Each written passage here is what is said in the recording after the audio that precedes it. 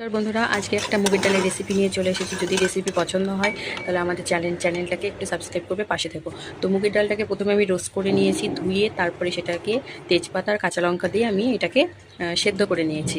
সরিষার তেলে রান্না হবে, সরিষার তেল দিয়ে দিয়েছি, সাথে একটু ঘি দিয়েছি।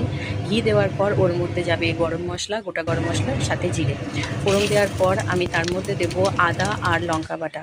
এখানে আদা লঙ্কা বাটা দেওয়া হয়েছে বলে একটু ছেটাচ্ছে তেলের সাথে, তো আমি একটু আদা লঙ্কা বাটাটা কম আছে কষিয়ে তাতে দেব জিরে গুঁড়ো, হলুদ গুঁড়ো, লঙ্কা গুঁড়ো, চিনি আর এভারেস্টের এটা একটু হিং পাউডার। যে কোনো হিং পাউডার দিলেই হবে। আমি এটা দিয়ে দিয়েছি, দিয়ে এটাকে আমাকে একটু কম আছে কষিয়ে তার মধ্যে আমি যে সেদ্ধ করে রেখেছিলাম দুটো সিটি দিয়ে প্রেশার কুকারে, সেই ডালটাকে আমি এর মধ্যে অ্যাড করে দেবো।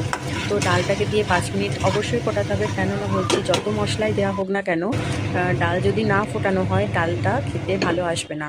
সে যে কোনো ডালই হোক না কেন। দেখুন ডালটা খুব সুন্দরভাবে ফুটে যাচ্ছে, একটু গাঢ় হয়ে যাবে, তখন আমি লাস্ট পর্যায়ে গ্যাস বন্ধ করে এর মধ্যে গরম মশলা আর শাহি গরম মশলা, ঘি দিয়ে দেবো। আর তো সবাই মিলে এই খাবারটা এনজয় করবে, ডালটা। তো আশা করি সবার ভালো লাগবে। আশা করি সবারই ভালো লাগবে। আর যদি ভিডিওটা ভালো লাগে তাহলে একবার চেষ্টা করবেন বাড়িতে তৈরি করার, দিয়ে কমেন্ট করবেন কেমন হয়েছে। পাশে থাকবেন, সাপোর্ট করবেন, সাবস্ক্রাইব করবেন, লাইক করবেন। Bye bye, ta-ta, see you tomorrow. আসবো